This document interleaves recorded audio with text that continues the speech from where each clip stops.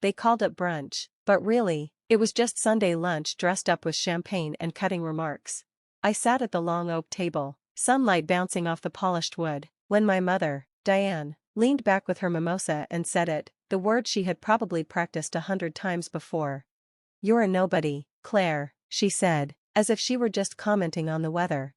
Across from me, my younger brother Kyle smirked and added, "Honestly, half the time, we forget you even exist." I tapped my fork lightly against my glass. The sharp clink echoed in the heavy silence that followed. Everyone expected me to lose it or beg, but I didn't flinch. I had learned early on that reactions could be twisted into weapons. "This won't take long," I said calmly, "just 3 sentences." Their faces twitched with a mix of curiosity and annoyance. I reached into my bag, pulled out a simple black folder, and slid it across the table with 2 fingers. No speeches, no dramatics, just a quiet offering on the altar of their arrogance. Diane hesitated before opening it. Kyle stopped chewing mid-bite. Mark, my mother's second husband, leaned in like he expected concert tickets. By the time Diane reached the 3rd page, her face drained of color. Mark's chair scraped loudly as he stood. Kyle froze, fork suspended in midair. I smiled faintly. It was finally beginning. "My name is Clare Morgan, but in my family, I was barely a shadow. If you asked Diane, she'd probably call me quiet or difficult, easy labels that justified how she treated me. If you asked Kyle, he might not even remember I was there." From the outside, our house looked perfect, neat lawn, smiling family photos, matching sweaters at Christmas, but behind closed doors, it was a different story. Attention was currency, and I was always broke. Kyle, 2 years younger, was the golden boy. He could break a window and be called spirited. I spilled a glass of juice once and was sent to my room for being careless and dramatic. Diane bragged about Kyle's liveliness and said I was so serious all the time. One day stands out more than the rest. I won a small art contest at school, a certificate and a ribbon. Proud and glowing, I showed Diane. She barely glanced at it. "You should focus more on science. Art won't get you anywhere." 2 days later, Kyle came home with a participation ribbon for Best Listener in kindergarten. Diane framed it and hung it in the hallway. These moments seemed small but piled up like snow against a locked door. Year after year, the message was clear. You are less. You are secondary. You are invisible and less useful. Holidays were the worst. Kyle unwrapped electronics, games, designer clothes. I got socks, notebooks, sometimes clearly regifted items. Once, a mug that read, "World's okay, daughter." I was 16. At family gatherings, Diane boasted about Kyle's bright future and charisma while I sat quietly, smiling through the sting. Speak up, and I was jealous. Stay quiet, and I was ungrateful. I learned to shrink, to take up less space, to expect less. Love wasn't unconditional in our house. It was a prize you had to win. And I was never fast, loud, or shiny enough. My father, Richard, was the only one who saw me, not the perfect version Diane demanded, but the messy, curious, stubborn me. He helped with homework, listened to my book rambles, never made me feel like a burden. But even that light was snuffed out. When I was 12, I learned how easily people you trust can rewrite your world and erase the parts that matter. It was an ordinary Saturday. I sat on the living room floor, eating dry popcorn, flipping channels without focus. Kyle played video games upstairs. Diane scrolled on her phone, face lit by the screen's blue glow.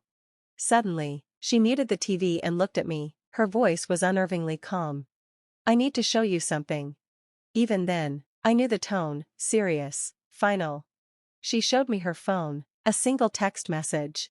"If you take her, I'll kill you both." The sender? My father. My heart stumbled, the world tilted. Diane knelt, heavy hand on my shoulder. "You need to know what kind of man he really is," she said, low and urgent. "I protected you for years. I didn't want you to be afraid."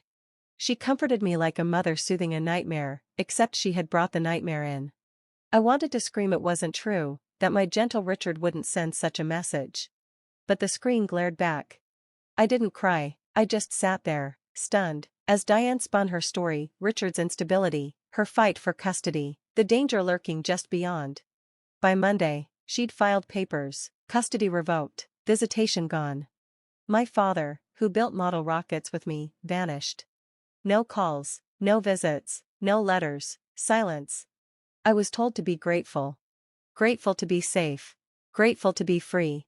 But deep inside, beneath fear and confusion, a small voice whispered, "Something isn't right." Another passive-aggressive dinner, another round of questions disguised as concern.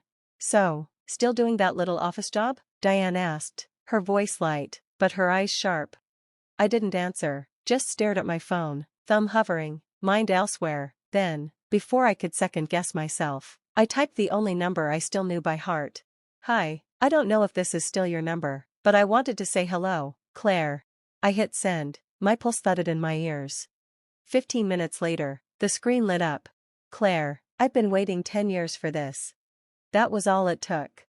The walls I had spent a decade building around the truth began to shift. We agreed to meet 3 days later, neutral ground, a park halfway between our cities, public, safe, still. I was terrified.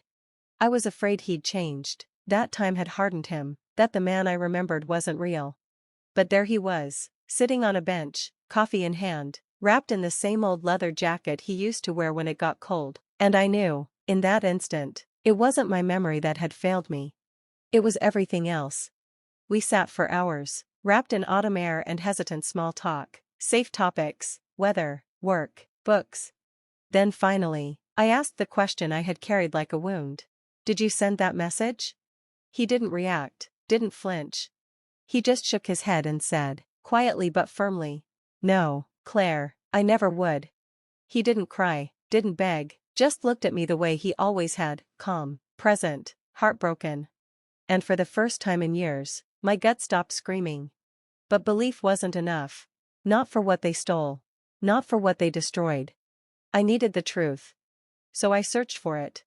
Not like a hacker in a thriller, not with high-tech gadgets, just as a daughter with questions, and the determination to never be lied to again. I took classes, studied nights, became a licensed private investigator, specialized in digital forensics and asset tracing. And when I was ready, I went home.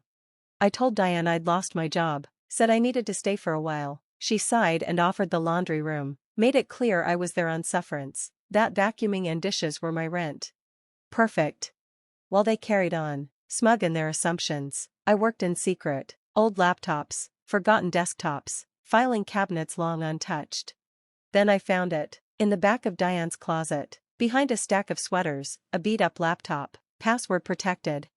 It didn't take long. Inside, hidden in a clutter of mislabeled folders, was a Word document, the draft of the message. "If you take her, I'll kill you both." Notes lined the margins, edits, and one comment from Mark, "Too dramatic, make it sound scarier." I stared at the screen, my hands ice cold. And there was more. Email threads between Diane and Mark, plans, strategy, how to frame Richard, how to manipulate the court, how to move money, shell companies, fake names, overseas accounts. Every accusation Diane ever made about my father? Fabricated. A lie. A weapon. They hadn't just taken him from me. They erased him. I printed everything, filed copies, labeled folders. One for me. One for my father. And one, well, that's the one I slid across the brunch table. I didn't feel triumphant. I felt free. No longer the forgotten daughter. No longer the shadow in the corner. I was the reckoning they never saw coming. Diane opened the folder with a smirk that melted into confusion, then fear. Mark leaned in, his grin faded as he read. Kyle froze mid-bite, blinking between us like he'd walked into the wrong movie. Page after page hit the table with soft, accusing thuds. When Diane reached the last one, the message draft, the asset transfers, she went pale. "You little," she hissed, her voice low, shaking. Mark stood so fast his chair shrieked across the tile. "You said it was deleted," he snapped at her, forgetting I was even there. I stood slowly, straightened my sweater, and met their eyes. "I never delete the truth," I said. And then, I walked away. I slipped my bag over my shoulder and met their eyes one by one. "The originals," I said quietly, "are already with people who matter. This was just for your personal enjoyment." Diane's mouth opened, like she was about to protest, some excuse, some denial, but no words came out, just a small, desperate gasp. I didn't wait for her. I turned and walked out of that house without a backward glance, no shouting, no tears, just the truth laid bare, like a wound finally exposed to daylight. I didn't even grab my coat. It wasn't cold enough to stop me, and honestly, I needed the symbolism more than the warmth. Behind me, the house buzzed with panic. I heard Mark's voice rising, demanding what else I had found. Diane's sharp whispers, panicked, calling weakly after me, as if somehow I was the one who broke the family apart. But I knew better. They'd shattered it years ago. I'd only pulled back the curtain. Later that night, my phone buzzed with frantic messages from Kyle. "What the hell did you just do?" "Mom's freaking out." Mark's yelling, "They won't tell me anything." Then one from Diane. "You're not done. Don't think you're done." I smiled at the screen, the kind of smile born from deep, exhausted peace. They thought they controlled the story. They thought they controlled me. But the truth was out. And it was only just beginning. The silence after I left was louder than their shouting. For the first time in years, I didn't feel guilty. I checked into a small, anonymous rental on the other side of town under a different name. Nothing flashy, just enough distance to breathe while the fallout unfolded. 2 days later, my father knocked on the door. No hello, just standing there, a thick envelope under one arm, tired but genuine smile on his face. "I got the call," he said simply. "It's happening." The lawyer had filed the paperwork, petition to reopen custody, charges of financial fraud, motions to clear his name. It was moving faster than we dared hope. I let him inside, brewed tea, and we sat on the worn couch like nothing had changed. "Want to know how I found it all?" I asked after a while. He nodded, hands wrapped tightly around the mug, steady but wary. I told him, not every detail, not yet, but enough. When I finished, he shook his head slowly. "You didn't have to do this." I met his eyes, steady and clear. "I didn't do it for you," I said, "I did it for me." Back at Diane's house, the fallout had begun. Legal notices arrived in thick envelopes, certified mail, signature required. I wasn't there, but a neighbor told me Diane screamed, loud enough for half the block. Mark tried to look unaffected, but his name was all over the papers. Kyle kept texting, desperate, confused. "You don't have to do this. We can fix this." But they didn't understand. This wasn't broken glass to sweep up with apologies and fake tears. This was justice finally coming home. And I wasn't stopping it. I used to think closure would be a grand showdown, courtroom drama, public apology, sweeping redemption. But real closure? It's quieter. Choosing yourself over those who never chose you.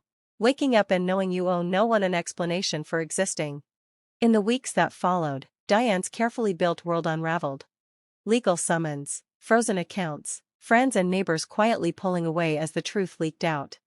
Mark tried to distance himself, but the paper trail was clear, damning. Kyle, sweet, clueless Kyle, sent messages for a while. Half-hearted apologies mixed with angry accusations. He never quite decided if I was villain or victim. Eventually, the messages stopped. The house where I once slept in the laundry room was quietly put up for sale, like they could erase every cracked tile, every faded photo. I didn't feel triumphant. I felt free. For the first time, I wasn't trapped in someone else's story. I wasn't the invisible daughter. I wasn't the backup plan. I was just me. I rebuilt my life slowly, carefully. Started my own consulting business, using the skills I'd honed in the shadows. Rented a small sunlit apartment with real wood floors and windows that looked out on a park, not a driveway. My father and I had coffee every Sunday, not strangers tethered by wounds, but two people building something honest. It wasn't perfect, healing never is. But it was real. And that was enough.